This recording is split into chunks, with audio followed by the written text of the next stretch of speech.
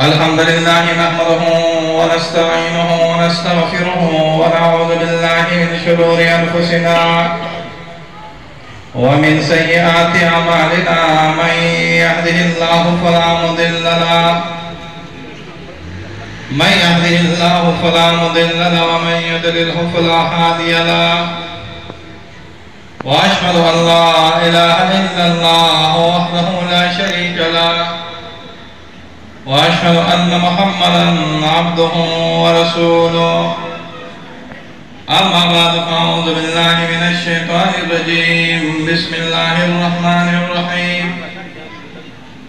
وما أرسلناك إلا رحمة للعالمين وقال أيضا تبارك وتعالى أعوذ بالله من الشيطان الرجيم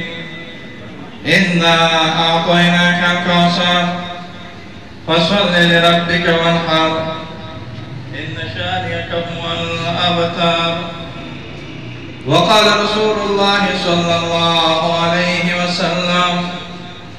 أنا سيد ولد آدم ولا فخر أو كما قال رسول الله صلى الله عليه وسلم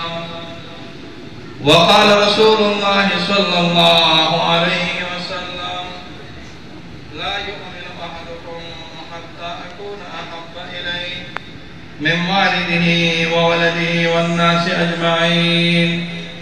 أو كما قال رسول الله صلى الله عليه وسلم وأحسن منك لم تر قط عيني وأجمل منك لم تلد النساء خلقت مبرأ من كل عيب كأنك قد خلقت كما تشاء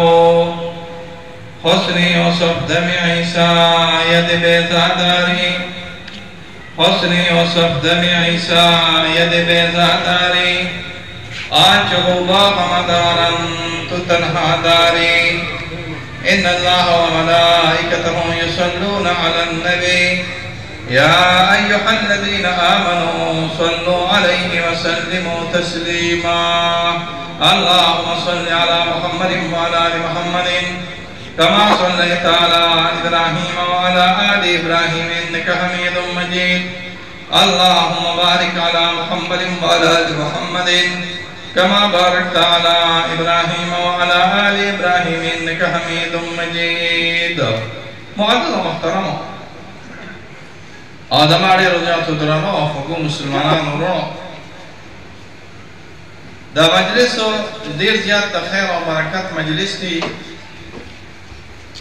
مونږ واعظان او مقررین او ګرځو راګرځو په دې علاقه کې څوک هم دستار بندو له بوزي او څوک هم ختمونو له بوزي او څوک هم سیاسي جلسو له بوزي او زما پکې داړه داسې تم مونتی وي په دې ټولو جلسو داړه خبره ده بس زما چې زه بوزم خو په دې دوه قسمه جلسو کې زما زړه نه تنګېږي زه وایم چې خیر دی زه پکې نه څونه ناست یم نو دا د خیر ذریعه ده یو د ختم النبوت جلسه کې مې زړه نه تنګېږي او یو د سیرت رسول الله صلی الله علیه وسلم جلسه کې مې زړه نه تنګېږي دې کې چې څونه زه ناست یم نو زما دا زړه او زه وایم چې انشاءالله ستاسو دا زړه به یو نور محسوسوي چې په دې نورو جلسو او په دې جلسه کې واضح فرق راغلی د دې جلسې جز او د دې جلسې منټ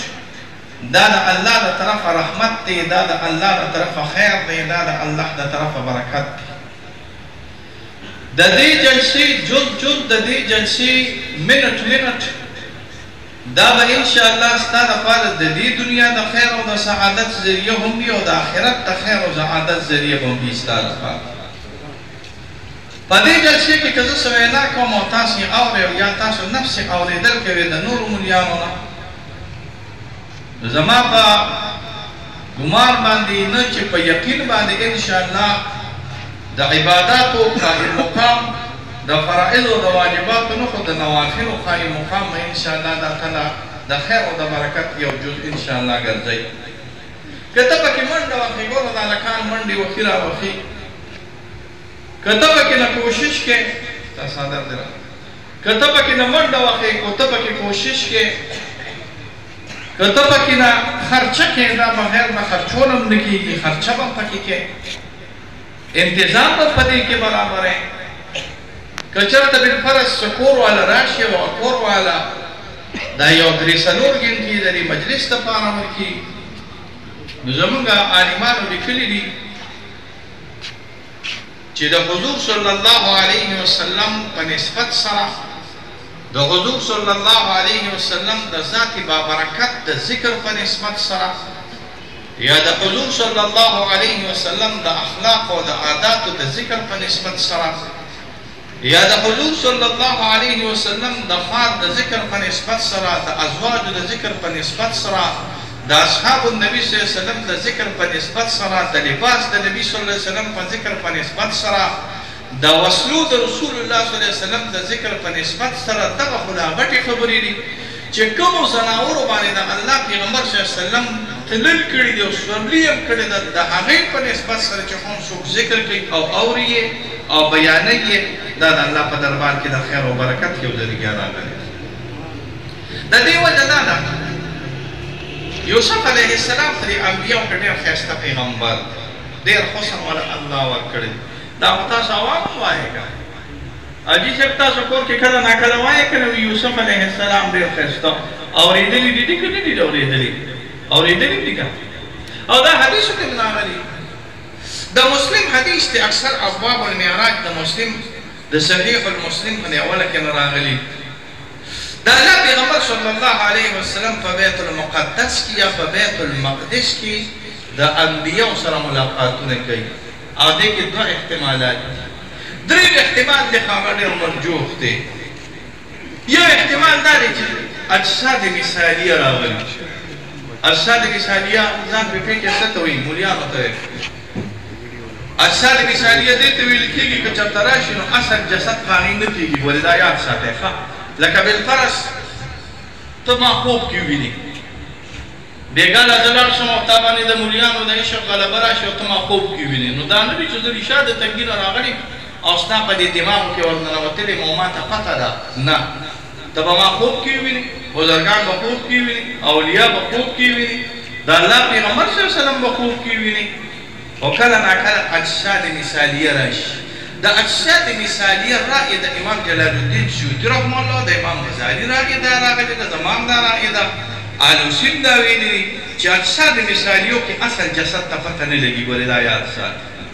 نو یاد لرئ چې اجساد مثالیه د انبیاو راغلي خو دا مرجوح مسلک دی د مسلم شرحه ده حضرت مولانا صاحب تاسو ته د مسلک تاسو ته د اکابرین دیوبند د شروحاتو بیانو د اکابرین دیوبند په شروحاتو کې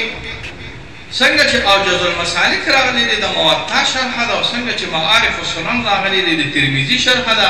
نو یو ډېره ښکلې شرحه به ځان له بله انشاءالله هر یو پیدا کوې به او ګورې به یوازې نه چې صرف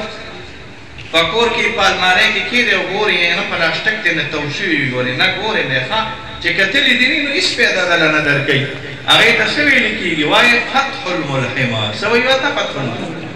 فتح الملحم صاحب د شبیر احمد عثماني د علومو شاهکار دی او د حضرت تقي عثماني صاحب د هغې باندې یو تتمه ده دا ځان سره یاد ساتئ دا درې احتمالات دا په فتح الملحم کې شبیر احمد عثماني صاحب نقل کړي چې انبیا راغلي مثالي اجسادو سره خو دا روایت مرجوح دا یو صورت ذکر یو دا دی چې صرف ارواح راغلي اجساد نو راغلي او دویم دا دی چې ارواح سره د اجسادو نه دا قوي مسلک راغلی دی ته به وایې ولې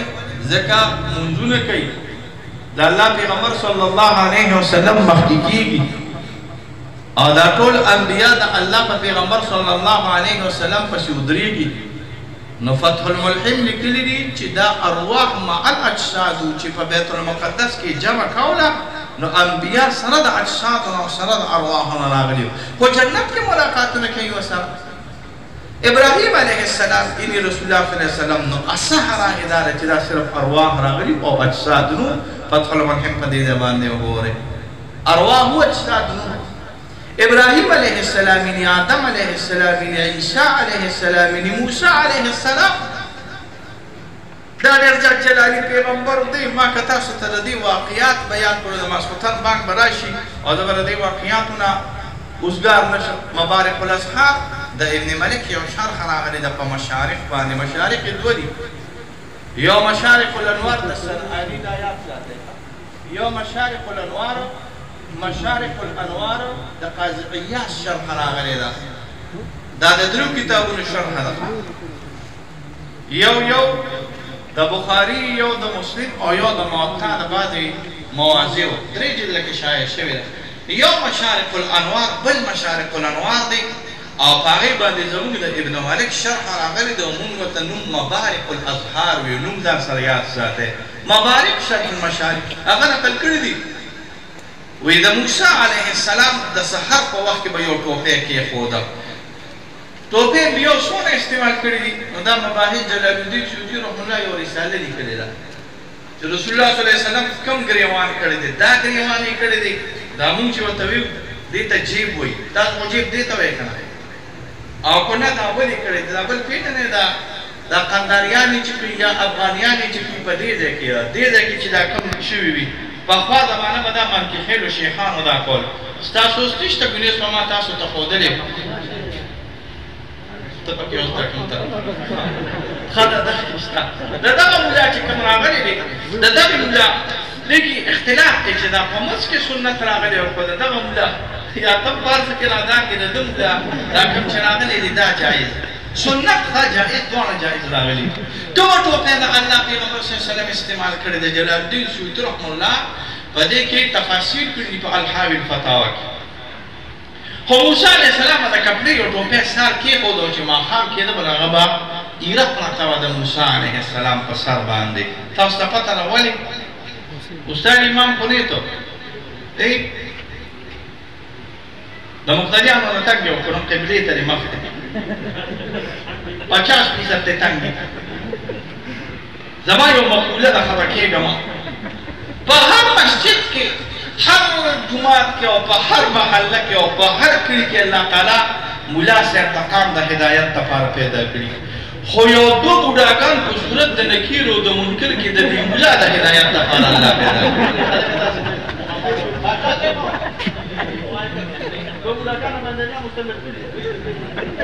باچا صاحب وایي په ما باندې الله کوه او تاسو ټول مخامخ میخونه ناست یې ما ته پته نو دوه بوډاګان الله په تاسو مسلط کړي هغه به پوزې ګرۍ راګرۍ تا ته باچا صاحب پنسل اوچتې دي او پنسل یې لاندې دی وخت بدله و وخت ونه بدله و دا چل نو دغه شانتې د موسی علیه السلام دا قوم د عیني پښتانه راغلي وو. یاد سه موسی علیه السلام به ډېر زیات تنګ کړ نو هغه باندې به ډېره زیاته غوسه راغله. جلال په موسی علیه السلام ډېر زیات غالب راغلی. نو دونه بیا صبر بیا یو نقطه راته وایم ملکتانه که ګرانه ده ما نه خولې نږدې نقطې کله راشي نازک مزاجي بد شی نه دی. زموږ اکابرینو کې یو ډېر لوی سړی دی نازک مزاجي بد شی نه دی خو ضبط دی څه دی کې ضبط دی. زموږ اکابرینو کې یو ډېر لوی سړی دی موږ ته حاجي ګلګوهي رحمه الله اکابرین خو خپل پېژنئ خبرې کوئ که نه اکابرین خپل پېژنئ. ستاسو اکابرینو کې اکابر څوک دی وی حضرت ګنگوهي رحمه الله. بیا اکابرینو کې اکابر څوک دی وی حضرت نانوتي رحمه الله. بیا اکابرینو کې اکابر څوک دی وی حضرت تانوي رحمه الله. بیا اکابرینو کې اکابرین څوک دی وی حضرت خلیل احمد سهارنپوري رحمه الله. یو نوم مې پکې یادوم خو نه یادوم مثلا چې هغه ګورې په خپلو اکابرینو کې نشمار کې ګورې منیر شاکر په خپلو اکابرینو کې نشمار کې ګورې دا د بکارو ګورې دوزخ ته به روان شي کاري ګورې ځان له چې اکابر ګورې ښه مزېدار تکړه ښایسته چې په دین او په عمل باندې ښایسته اکابرین راغلي. حضرت ګنگوهي رحمه الله ډېر زیات نازک مزاج. یو ځل به د چاچۍ په حقه او د دوی اصل کې نه زګیرکي ډېره راغلي چې چوله په هکله وی چوله ورته په پیالې کې ویره د کچو اوبو خوند دی پکې ابېتې قدر شیخ نقل کړي. بیا یې چې درکړه بیا یې نوره په هکله بیا واچوله پیالې کې بیا یې د کچو اوبو خوند دی پکې درې ځله چې چای پخه شوه څلورم د یو هوښیار سړي ویې لکه دا پیالې ګورې دا پیالې لږه وچه کې چې ویې وینځې نو لږ یې وچې کې چې وچې کړه او خولې ته یې کړه ویله د کچو اوبو خوند پکې اوس نشته دې ته زیرکي وایي دا کله ناکله فطري وي او کله ناکله د ډېر ذکر د وجې نه راځي دا خبره دا سړی چې ډېر ذکر وکړي که نه حواسو کې طاقت پیدا شي همدغه وجه ده چې سړی ذکر کوي نو کشف ته د شروع کېږي همدغه وجه ده چې سړی ذکر کوي نو د زړه هغه منبع یې کولاویږي همدغه وجه ده چې سړی ذکر کوي نو غوږونو کې الله طاقت پیدا کوي سترګو کې الله طاقت پیدا کوي خوله کې الله طاقت پیدا کوي کله ناکله کشف ورته کېږي د ذکر ډېر آثار راغلي دي یو اثر په اثارو کې نه دا هم راغلی دی چې کله ناکله په دې کې نازک مزاجي راشي دا بزرګان نیکان دي دوی کله ناکله په وړه خبره باندې خفه کېږي په وړه خبره باندې راضي کېږي مثال یې د څه وګرځي د ماشومانو دا د اسکارو دا د علم برکت راغلی وي خبره مې بهر خان تاسو ته دا کوله حضرت موسی علیه السلام ډېر جلالي پیغمبر راغلی او د رسول الله صلی الله علیه وسلم سره ملاقات هم کړی دی امام بخاري رحمه الله نقل کړی دی او مسلم هم په معراج کې نقل کړي دي په دې اول ابوابو کې کله چې د انبیو سره حضرت رسول الله صلی الله علیه وسلم ملاقات کوي نو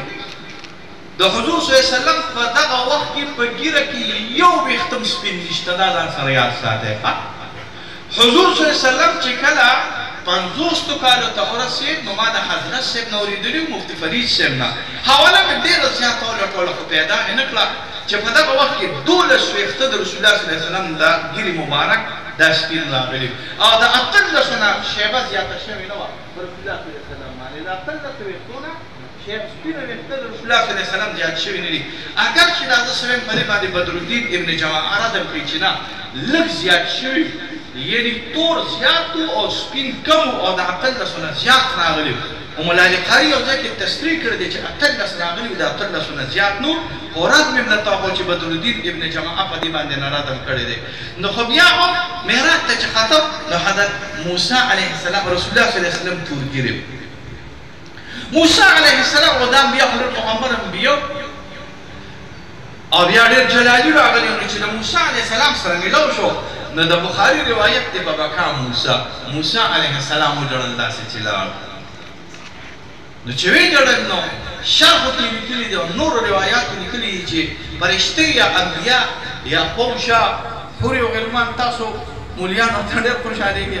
دا حورې او غلمان یا فرشتې او دوستان ته تپوس کوي دا ولې جاړي ویې د پیغمبر باندې تورې ګیرې ته وګوره دلې د توره ګیره ده زما سپینه ګیره ده انبیا کې یو پیغمبر هم د سدرة المنتهی نه مخکې نه دی تللی دا خبرې زما یاد ساتئ ښه بلکې شرح الزرقاني په مواهب اللدنیه کې تشریح کړې ده خو زه یې ویم نه او خفاجي په شرح د شفا کې تشریح کړې ده او شب السلام کې علامه صالحي تشریح کړې ده چې بعض روایاتو کې د الله پیغمبر صلی الله علیه وسلم هم د سدرة المنتهی نه بعضې صحیح روایاتو کې نه دی تللی خو زمونږ رأی د اکابرینو دا ده چې رسول الله صلی الله علیه وسلم د سدرة المنتهی نه بره تللی دی خو نور یو پیغمبر هم د سدرة المنتهی نه بره نه دی تللی د سدرة المنتهی نه بره جبریل علیه السلام نه دی د سدرة المنتهی نه بره پیغمبر نه دی تللی نو چې نه دی تللی نو موسی علیه السلام خفه شو نو چې خفه شو نو ویې ژړل نو ګورئ مولیانو رسول الله صلی الله علیه وسلم له الله تعالی څو لمونځونه ورکړي وایي 50 کله دا ولې دا بدیهیات او پتا ته نظریات څو لمونځونه ورکړي وایي 50 اسی یو حساب کتاب شو 50 لمونځونه ورکړي یو مستاسو په څونه وخت کې کوي ستاسو په خیال باندې نیمه ګنټه کې بچي او 10 کې چاردان کې او سنت کې خامخا به مخکې وروسته چې سنت وکړه نو نیمه ګنټه کې یو اوس کېږي که نو چې دا 50 لمونځونو نو څونه وخت راغی 15 ګنټې روز او شپه دې 30 ګنټې ده نو یو ګنټه به هم پکې داسې کول چې نه خوراک کولو نه مسکاک کولو نه مو کوک کوړې نو 50 لمونځونه په 25 ګنټو کې کېږي یې پاوګې کا نو چې پاوګې کې نو سوچ کوه بس بس 12.5 घंटे کې بس صرف منځونه کېدل نو بس نور کار به نه خو لوټه روان او لوټه کېده بس نور کار به دا د موسی علیه السلام برکت و چې کله ملاقات ورسره کوي د ما دې نقطې ته سوچ کوئ نو موسی علیه السلام ورته وایي څه کې څه یې دله درکړل وایي 50 منځونه یې راکړي دي نو ګوره چا چې جړلي رسول الله صلی الله علیه وسلم چا چې جړلي رسول الله موسی علیه السلام دا هغه پته ولګېده چې دا جړه د حسد جړه ده راغلی که دا جړه د حسد جړه وه که نه نو چې کوم مولا د امامتۍ نه رواني کړي هغه ته پته وي چې مقتدیان به ډېر زیات بې خونده دي نو چې بل مولا راځي نو هغه ته وایي اوس دا ډېر ښه جومات ته راځه ته ګورې یعنې مولا سړی مشوره چاله سمه نه ورکوي خفه کېږي مه ګورې کندې ته یې ور ورځئ دغه شان خفه کېږي مه دا یوازې مولیان نه دي دا میان تاسو نه دوه ګوتې زیات حجت راغلي دي په دې باندې دوکان یې چې کله خراب شي به خراب شي بل ته به وایي راځه دا دوکان ډېر ښه دوکان دی هلکه داسې نه وایي دا دوکان ډېر ښه دوکان دی او دا دونه چلېږي او دا 100 روپۍ میاشت کوي حتی د 15 روپۍ میاشت هم نه کوي نو د انبیاو مشوره څنګه راغلي مفتي صاحب دا په اخلاص باندې په حسد باندې کلام راغلي یاره زه ډېر اوږد لاړم ما نه کله ناکله کار خراب شي خو دې کې د حضرت یوسف علیه السلام سره د الله نه پیغمبر ملاقات وشو نو یوسف علیه السلام چې د الله پیغمبر ولید نو ډېر حسن والا الله ورکړی دی یو ناشنا بحث درته بل کوم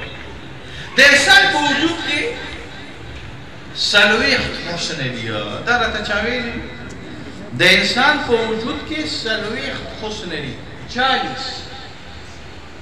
دا د مقامات او د متنبع شرح لیکلي دي دا ځان سره یاد ساتئ تاسو ګورئ زه یو په زور غوندې بحث ته تفهم خو خیر دی ویلي تاسو ګورئ په دې یورپ کې او په دې امریکا کې کله ناکله مقابلې کېږي وي پلانکې حسین عالم شوه تاسو اورېدلي دي دا کیسې هم چېرته اورېدلي دي که نه پاکستان کې دا راغلی که خدای کور روان رزیلان خلک دي یقین وکړه هر څه هغه ګل باچا صاحب به وي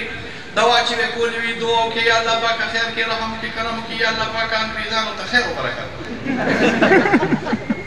شاګردان به ورته وي یس یبه دا ته څه وایې چې انګریزانو ته خیر وبرکت ورکړي خدای دې کور د انګریزانو روان کړي انګریزان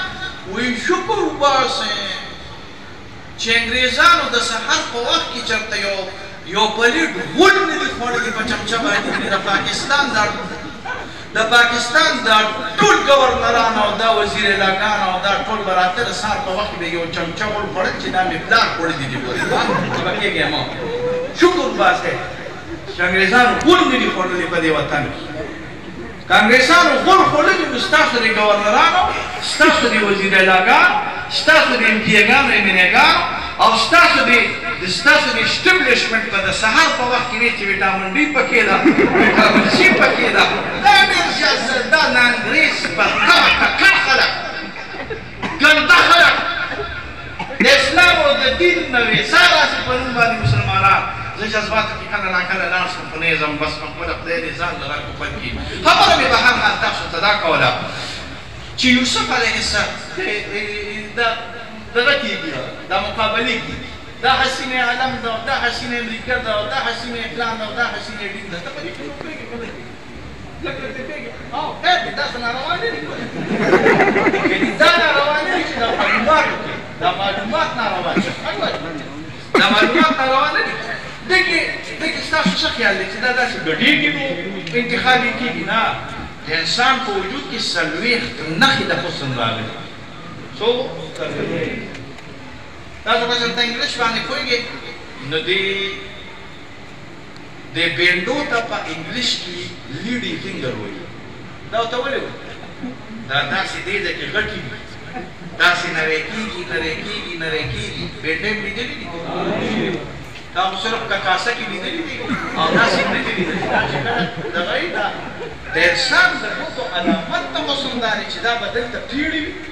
او دلته به نری کېږي نری کېږي نری کېږي نوکونه به یې تک سره وي ولې دا ځان سره یاد ساتئ شونډې به دې په کوم انداز باندې راغلي تندې به دې په کوم انداز راغلي وي رنګ به دې په کوم انداز راغلي سترګې به دې غزالي وي غزالي پېژنئ بادام پېژنئ دا نه چې داسې ګول سترګې بدې لګي ولې سوچ وکړئ ګول سترګې چې بدې لګي نری سترګې دلته هم داسې نری دلته هم داسې نری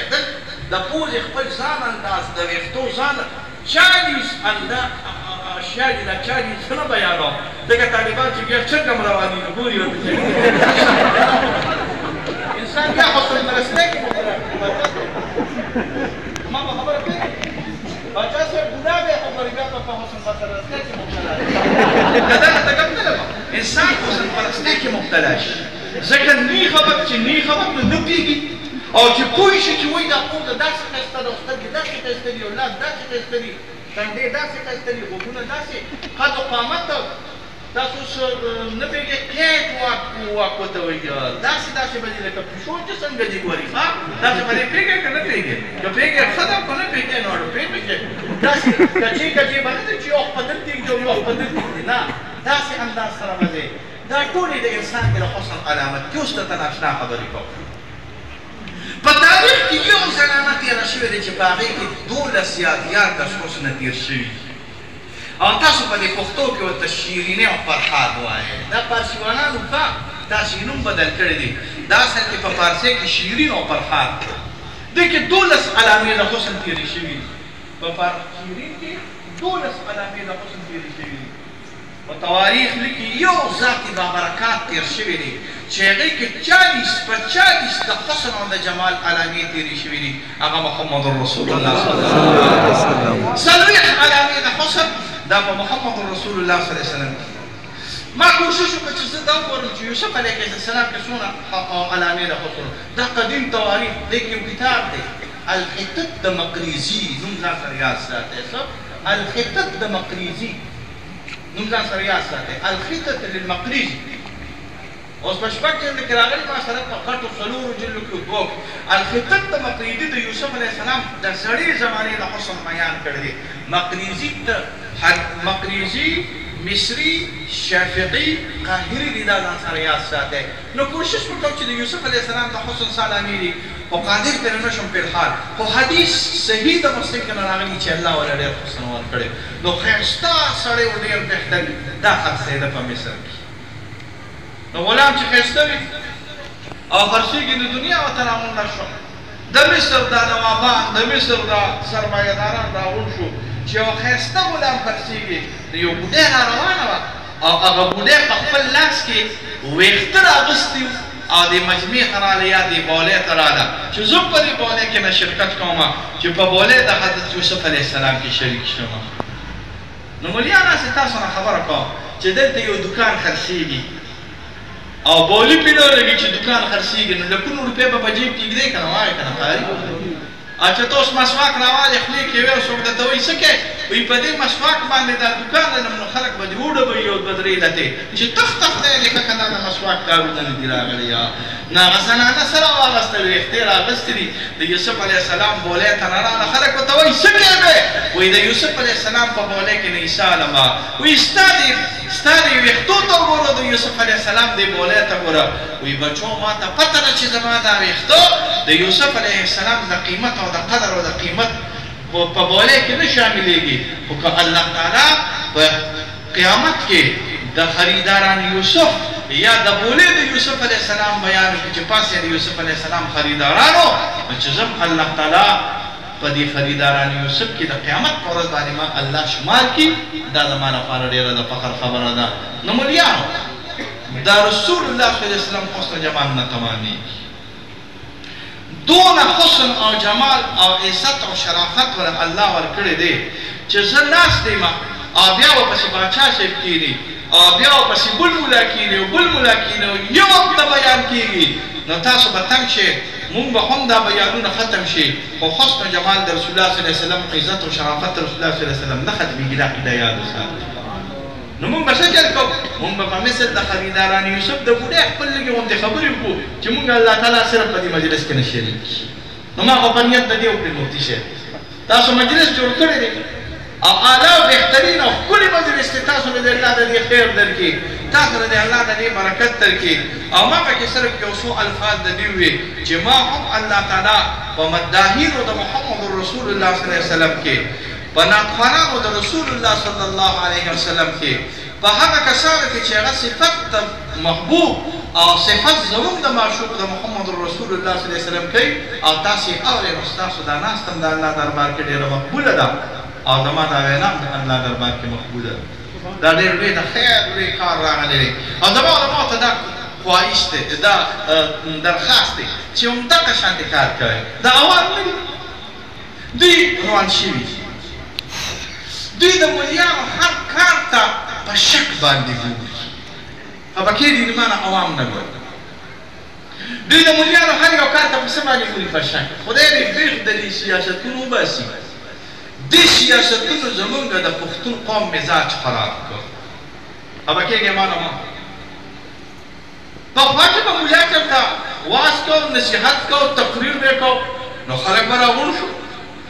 نن سبا چې ملا څه واعظ کوي نصیحت کوي تقریر کوي د دې عوامو په ذهن کې دی چې دا د سیاست په لالچ کې کوي دا روان کال ته باچا صاحب ودرېږي وټونو ته دا تقریر د دې دپاره کوي همدغه یو نقطه بله درته وایم د خپل کلي د عالم تقریر خلکو له خوند نه ورکوي او د بعد د عالم تقریر خلکو له خوند ورکوي په دې پوهېږي ولې دا وجه دا ده که شجاع سبحان صاحب تقریر کوي که نه نو دې خلک وایي چې دا خو د دې ځای سبا راته د ام پي اې صاحب ته ودرېږي نو په غوږ یې هغه تقریر نه لیکي او که مفتي ګوهر علي شی کوي نو دا تقریر له خوند ورکوي وایي یاره دا د تنګیري کې ودرېږي هغلته دې ودرېږي ما پسې کور ته نه راځي پرې پوهېږې نو ماحول خراب شو د عوامو مزاج خراب شو د عوامو په مزاج کې د علماو سره داسې لږه تلخي راغله هغه تلخی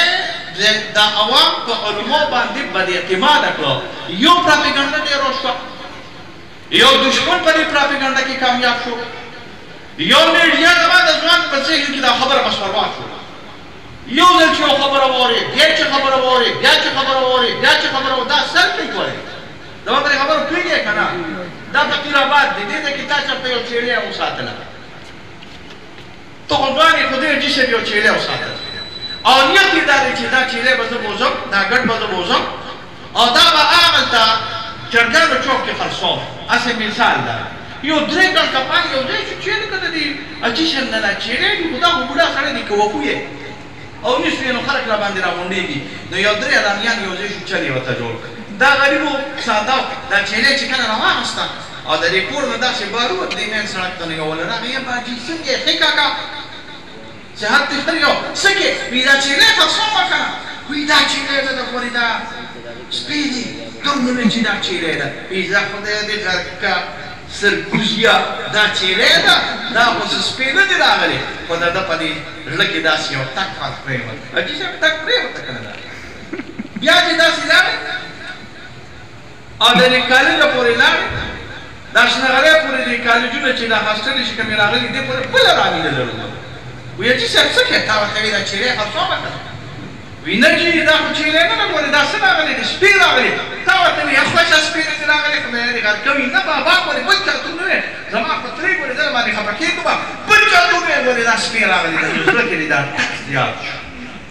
درېیم ځله چې یو بل ووت او تا ته یې دا څه شی دی نو تا بیا دا سم نشو ویلی چې دا څه شی دی چیړۍ ده نو وایي سپی دی څه شی دی دا سړی چې داسې لکه په دغه خبره کې قققققه نو دا وایي سپی دی ما ته اشاره وکړه خو خیر دی وایي دا سپی دی دا چیړۍ ده وایي دا چیړۍ نه ده دا سپی دی وایي ښه مړه دا ټول داسې نشي لیونی کېدی هو دا سپی دی په پرېښوده د روغه جوړې چیړۍ دی ورته څه جوړ کړه سپی جوړ کړه ستا د پاکستان د هر یو عالم په دماغو کې دا پروت دی دلته تاسو قاریان مریان یې نه ځان خبر نه یې دا خو تاسو قاریان مریان د دې ځای نه شروع کړه خفه کېږې ما نه ما د دې ځای نه شروع کړه دغه ځای پورې تاسو کې چېرته کلین شي والا لږ شته وایي که نه چې ګیره خورئ او برېک خورئ دا په دې معاشره کې تا نه ډېر دي دا په دې محله کې تا نه ډېر دي دا په دې ولس کې تا نه ډېر دي ته به د مور پلار اووه زامن یې یو به پکې ګیرې پرېږدئ پنځو شپږو به نیم پرېښودی یاد ساتئ ولې هغه خلک زما څه شو هغه کلین شوي والا خلک زما څه شو هغه د کالجونو سټوډنټان زما څه شو هغه د یونیورسټو سټوډنټان زما څه شو هغه زما به نور تعلیم یافته خلک ولې نشته ځکه نشته چې ستا د دې تعلیم یافته سړي په دماغو کې ستا میډیا دا خبره در اچولې ده چې مولا دا دهشتګرد دی مولا دا خپل مطلب دی مولا دا د خپل مطلب دپاره دا دستاربندۍ کوي تاسو دستاربندۍ کوئ خو دا د ختم نبوت شی دا متفق شی راغلی دی د رسول الله صلی الله علیه وسلم سیرت متفق شی راغلی دی دې کې ټولو ته دعوت ورکوئ ګوره دې کې یوازې دا ملیان طالبان مه راټولېږئ د دې مثال خو به زه تاسو ته ووایم مجلس اعلی بهترین ښه مجلس دی خو د دې مثال به زه تاسو ته ووایم چې تحصیل حاصل دی په موت ثواب دل الله درکړي بهترین اعلی ثواب دل درکړي په تحصیل حاصل دی هغه خلکو پسې ولګي